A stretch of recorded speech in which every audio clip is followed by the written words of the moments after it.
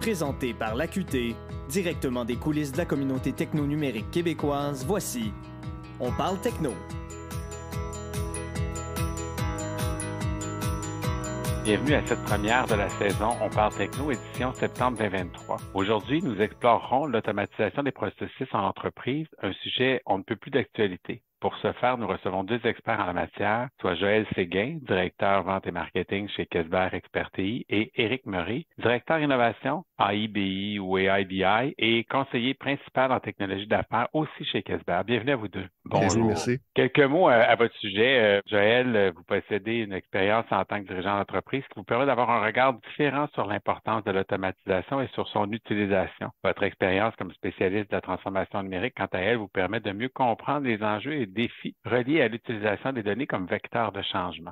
Éric, vous êtes passionné d'innovation, vous cumulez 18 années en développement d'applications jumelées à 3 formations du MIT sur l'implication de l'intelligence artificielle dans la stratégie d'affaires, l'apprentissage machine en affaires et en analyse des données pour l'amélioration de la prise de décision stratégique. Me voilà bien entouré, vous êtes tous les deux très bien placés pour aborder le thème d'aujourd'hui. D'abord, une question très simple que je vous inviterai à répondre à tour de rôle. En même temps, question qui peut être complexe à la fois. De quoi parle-t-on quand on parle d'automatisation des processus? Joël, peut-être d'abord? Donc, oui, effectivement, Marc, la différence, c'est qu'ici, on ne parlera pas d'automatisation comme de la robotisation qu'on peut trouver dans des usines, mais bien d'automatisation de processus informatiques.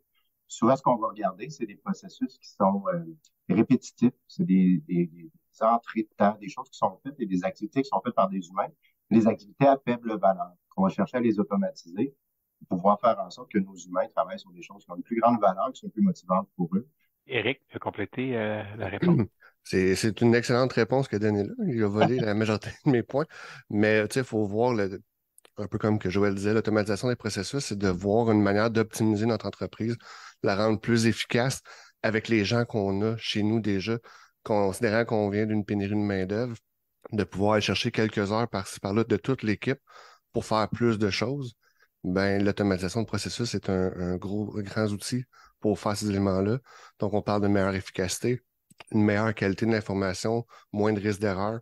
Il y a beaucoup d'éléments qui peuvent être mis en place qui font en sorte que notre entreprise, comme un tout, devient plus efficace. Pourquoi que c'est rendu indispensable au niveau d'une organisation de passer à un niveau d'automatisation? Quel changement ça va apporter dans une équipe, dans les rapports avec leur clientèle? Tu sais, l'automatisation, ça peut être large, comme vous l'avez expliqué, ça peut être précis. Comme je disais un peu tantôt, on était dans une pénurie de main-d'œuvre, donc il y a des éléments, des tâches qui devaient être faites, ou des fois, il y a un besoin qui grandit, mais on a tout le temps le même effectif humain pour faire des travaux. Donc, en ayant l'automatisation de processus, on vient raccourcir les délais. Donc, des fois, ça fait la différence entre on répond à notre client la journée même versus on répond dans quelques jours. Dans un contexte d'automatisation de processus, par exemple, si on a une demande d'achat, par exemple, qui doit être faite parce qu'un produit doit être fait pour un client en particulier, le processus serait déclenché de manière automatique. On s'assure que toute l'information est là et il y a des rappels qui sont envoyés de dire hey, c'est urgent, il faudrait avoir un suivi dans 2 heures. Donc, il y a un suivi qui se fait de manière automatique. Donc, comme je disais, au lieu d'avoir envoyé le produit au client dans une semaine, peut-être que c'est dans 2 jours. Donc, on vient avoir une efficacité sur le marché. Donc, notre réputation est meilleure aussi. C'est pas seulement de dire on est plus efficace, mais d'une perspective externe, on est plus rapide à sortir ce qu'on a besoin de sortir pour nos clients. Donc, la satisfaction des clients est là. On a une augmentation, justement, des bons commentaires sur le marché et les gens sont heureux de travailler parce qu'ils font des travaux à valeur ajoutée, se sentent utiles à l'entreprise. Donc, ont tendance à rester plus longtemps dans l'entreprise. Donc, on garde notre effectif, on peut grandir au lieu de perdre des gens parce qu'ils font des travaux à entrer des données dans un Excel 20 heures par semaine. Ça peut changer la perspective quand quelqu'un vient nous approcher pour autre chose. Je vais vous demander de nous parler un peu plus spécifiquement des technologies AI, ABI. Qu'est-ce que ça représente comme nouveauté? Puis qu'est-ce que ça peut, en quoi ça va pousser à aller encore plus loin, l'automatisation? Tu sais, on pense, mettons, à l'interconnexion des différentes applications, au groupe d'outils Power Platform qu'on entend. Là. Concrètement, là, qu'est-ce que ça permet?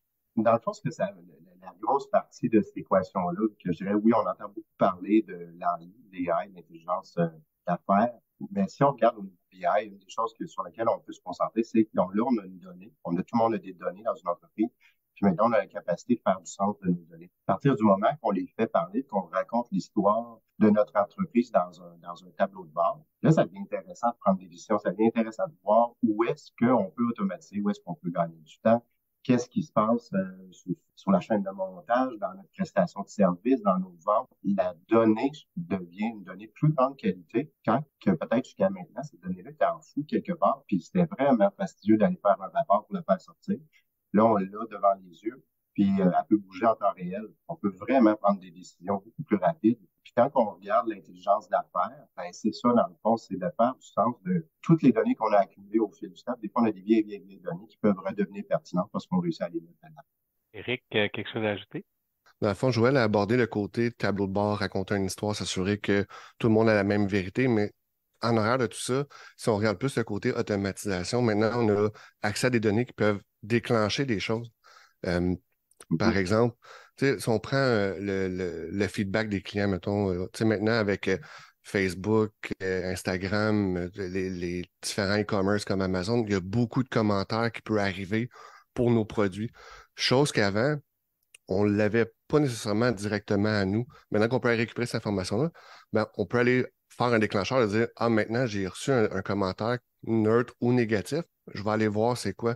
Je vais aller questionner pourquoi on a reçu ce commentaire-là. » Donc, on a un déclenchement qui se fait là sur une donnée qui était cachée en arrière, que pas nécessairement on voyait ou on cumulait de temps en temps.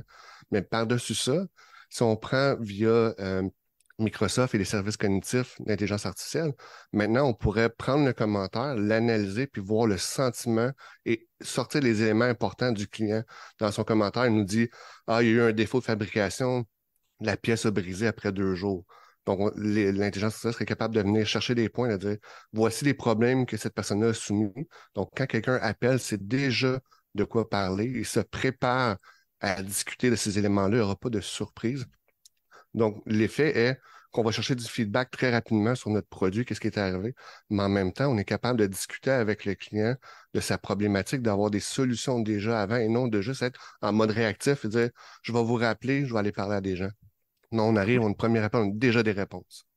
C'est le fun, surtout quand on sait qu'un client content va le dire à une personne, mais un client mécontent va le dire à 10. On vient peut-être de justement court-circuiter cette spirale-là qui n'était pas nécessairement captée avant ou qu'on captait une fois sur 20. Excellent exemple, merci. Oui, vas-y.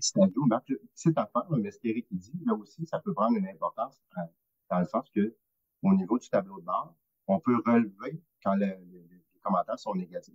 On peut avoir aussi une quantité qui nous est présentée. Si on voit le nombre de sentiments négatifs augmenter, on a peut-être un problème sur une chaîne de montage, on a peut-être une machine qui a un défaut, qui a besoin d'un ajustement. Ça a aussi un impact financier à partir du moment qu'on peut l'identifier. Avant, on ne pouvait peut-être juste pas l'identifier. Excellent lien. En fait, c'est un ensemble qui est interrelié dans tout ça. Je le sais, là, puis je l'entends moi-même là, quand je jase avec d'autres entrepreneurs en techno. Là, il y a encore une certaine résistance là, à épouser le changement ou l'automatisation. Ah, c'est dur auprès de mes employés, ils ont toute peur de perdre leur job. Il y a des facteurs là, qui viennent influencer la vitesse à laquelle on peut embrasser l'automatisation ou la mettre à profit. Vous qui le faites chez vous, mais aussi chez vos clients, là, qu'est-ce que vous avez à dire sur cette résistance-là? Ça existe, la résistance au changement. C'est pour ça que d'avoir un bon plan avant de commencer le travail, juste pour identifier, par exemple, les risques potentiels humains. Parce que ce qui arrive, c'est que dans un cadre d'automatisation de processus, il y a des gens qui vont être affectés, c'est sûr. Si on ne les prépare pas, c'est comme de dire, il va y avoir un expert externe qui va arriver, va venir te poser des questions sur ce que tu fais. Quelqu'un qui n'est pas prêt à ça va se sentir que, oh boy, est-ce que j'ai fait quelque chose de pas correct? Pourquoi je suis audité sur mon travail? Une approche, c'est d'approcher l'élément de manière positive, de dire, je viens t'enlever quelque chose qui, on va dire, clérical, qui se répète toujours, qui vient prendre du temps, qui est juste de rentrer des données. Puis de dire, avec ce temps-là, voici ce que tu pourrais faire. Puis là, c'est là qu'on va venir aborder peut-être des changements de rôle. Dans le fond, les ressources humaines vont être impliquées parce que je l'ai déjà vu un cas où une personne était assignée à faire de l'entrée de commande avant la digitalisation des commandes. Cette personne-là recevait des papiers, devait les retaper dans le système, faisait ça une demi-semaine environ. Ben, quand on a approché la personne, on a fait « As-tu quelque chose que tu aimerais faire Puis là, l'employeur a fait, t'aimes travailler avec les données, pourquoi pas qu'on te donne un rôle de justement gérer des rapports pour les commandes. C'est ton expertise, tu les as tapés pendant des années. Donc, il y a eu une transformation de rôle. La personne s'est sentie impliquée dans cette transition-là. Donc, la gestion du changement a été naturelle, la personne a embarqué. Donc, vraiment, quand on arrive dans des contextes comme ça, il faut préparer à avoir un plan, s'assurer de lever les points à risque. Des gens qui sont plus près de la retraite, ça va être plus difficile. Des fois, les gens qui commencent, ben eux, c'est l'apprentissage.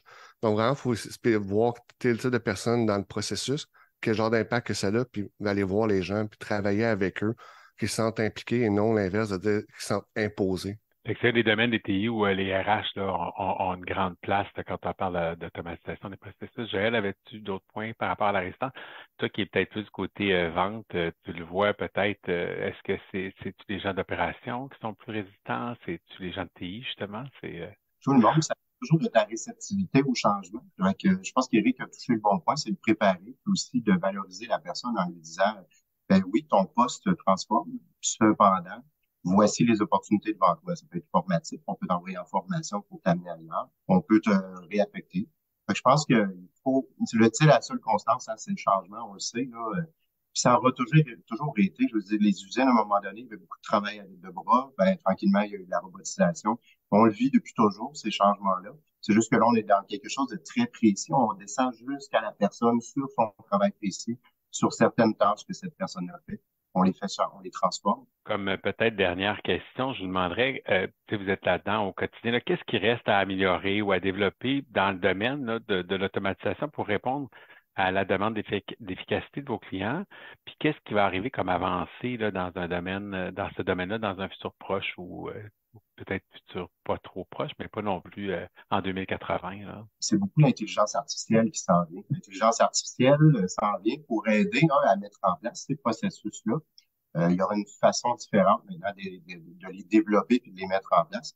Ou est-ce qu'on peut demander à l'intelligence artificielle la tâche que je viens de faire, j'aimerais ça se fait déjà, j'aimerais que tu l'observes et que tu l'automatises. Mais ça va avancer, ça va se faciliter. Ce que ça va amener, c'est qu'au niveau des firmes comme nous, on aura toujours la capacité d'aider avec le déploiement, mais aussi la gouvernance de tout ça. Parce que c'est beau de dire, ça deviendra plus facile pour les utilisateurs de eux-mêmes créer certaines automatisations, mais il ne faut pas perdre le contrôle non plus. Il faut avoir une visibilité sur tout ça. Il y a vraiment des gros efforts qui sont faits. Là, on a vu les chats GPT. Microsoft s'est approprié cette technologie-là, l'a intégrée dans ses outils sous un autre nom qui s'appelle Copilot. Ça devrait faire en sorte que les gens, le déploiement de solutions informatiques devrait se simplifier, mais ne jamais sous-estimer quand une partie se simplifie, tout ce que ça peut engendrer par la suite comme besoin. Puis qu'il y a un certain danger de perte de contrôle si on n'a pas un plan, puis si on ne sait pas trop, si on n'organise pas justement ces changements-là à venir, là, tu sais. Ben oui, parce que ça reste de l'informatique. Puis si on ramène ça à la base de l'informatique, des fois, il y a des conflits qui peuvent se passer à l'arrière si on n'a pas un plan très clair, si on n'a pas établi un ordre, un ordonnancement sur la façon qu'on déploie ces solutions-là. Ça prend quelqu'un qui a un aspect d'ingénierie au niveau de comment on va le développer dans l'entreprise pour qu'éventuellement on atteigne nos cibles et qu'on le fasse d'une manière très, très structurée, qu'on gère les humains aussi qui vont le subir en même temps. Pour eux, c'est quand même, comme on disait tantôt, un gros changement. Éric, avancées technologiques là, qui vont influencer ça, t'en vois-tu à l'horizon? Oui, mais en fait, tu as commencé la question en disant qu'est-ce qui manque un peu ou pas qu'est-ce qui manque technologiquement, mais qu'est-ce qui manque comme sensibilisation, c'est que on parle beaucoup d'intelligence artificielle comme ça va révolutionner le monde. Oui, c'est vrai, mais un élément qu'on oublie, c'est que c'est main dans la main avec l'être humain. Je vois pas, tu sais, oui, il y a des affaires qui vont arriver dans l'intelligence artificielle où est-ce que tu peux le laisser aller tout seul, mais il y a tout le temps quelqu'un qui doit être là pour travailler avec l'intelligence artificielle pour le rendre efficace pour nous. Il n'y a pas d'élément qui dit que on va le laisser aller puis il va tout faire. Non, il y a un élément, comme Joël dit, il y a des choses en arrière qui doivent se passer, il y a des gens qui vont vérifier. Dans l'analyse d'événements, mettons en sécurité, on en parlait mercredi, dans un événement de sécurité anormal, mais l'intelligence artificielle va dire ah, c'est pas normal, j'ai jamais vu ça avant. Il va pas décider quoi faire avec ça. Il ne le sait pas. Donc, un être humain qui dit ça, c'est un faux positif ou c'est un faux négatif, tiens-en pas compte, ça n'arrivera pas. Tu sais, il y a ces éléments-là qu'il ne faut pas oublier que l'intelligence artificielle doit travailler avec l'être humain. Donc, il y a tout le temps des gens qui doivent être là pour maintenir et l'aider à s'entraîner à ces éléments-là. L'intelligence artificielle va être beaucoup plus présente dans l'aide décisionnelle aussi. C'est comme l'exemple que je viens de donner, c'est il y a quelque chose de normal, qu'est-ce que je fais avec ça? Ou encore, surtout, mettons, si je prends notre domaine à nous en service TI, un client envoie un courriel avec un long texte d'éléments qui est problématique. L'intelligence artificielle va lire le texte, va le comprendre, va savoir quel sujet. Et à un certain point, on peut dire, bon, ben, c'est tel sujet, telle compétence. Puis pour ça, on va voir notre système de disponibilité, puis on dit, OK, c'est cette personne-là qui est disponible maintenant. Je lui envoie le ticket immédiatement. L'efficacité qu'on vient gagner avec le fait que l'intelligence artificielle peut traiter l'information déjà à l'avance, pour ça l'envoyer à quelqu'un directement, fait en sorte que les gens qui attendent, quand tu envoies un billet au service TI, des fois, tu peux attendre, là, tu attendrais beaucoup moins, puis la personne saurait déjà c'est quoi le problème, puis à un certain point, un peu avec l'exemple de Joël sur ChatGPT, on a fait un prototype chez nous en utilisant la même technologie, mais basé sur nos informations à nous. Donc, on peut poser des questions sur nos clients de manière technologique ou notre information à nous. Donc, imagine qu'en plus d'envoyer le ticket à la personne, j'y donne déjà la piste de solution connue parce qu'on l'a déjà faite avant. On gagne en efficacité, mais on a besoin de l'intelligence artificielle pour déterminer tous ces éléments-là. Et après ça, l'automatisation pour l'envoyer à la bonne personne. Bon, un bon lien. Merci à vous deux. Dans le fond, j'entendais une des sommités en intelligence artificielle dire c'est pas l'intelligence artificielle qui va prendre la job des gens, c'est les gens qui ne sauront pas s'en servir, qui vont être déclassés probablement dans un futur proche. Fait que ça résume exactement ce que vous expliquez. C'est ce qui conclut notre discussion. Merci beaucoup, Éric Meury et Joël Séguin, de nous avoir éclairés sur la question. À vous qui nous écoutez, n'hésitez pas à partager ce podcast et à nous dire ce que vous en avez pensé sur nos réseaux sociaux. Abonnez-vous à nos communications pour ne rien manquer de la programmation et des activités offertes par l'AQT et pour y retrouver des nouvelles marquantes de l'industrie. On se retrouve bientôt pour une nouvelle édition de On parle techno.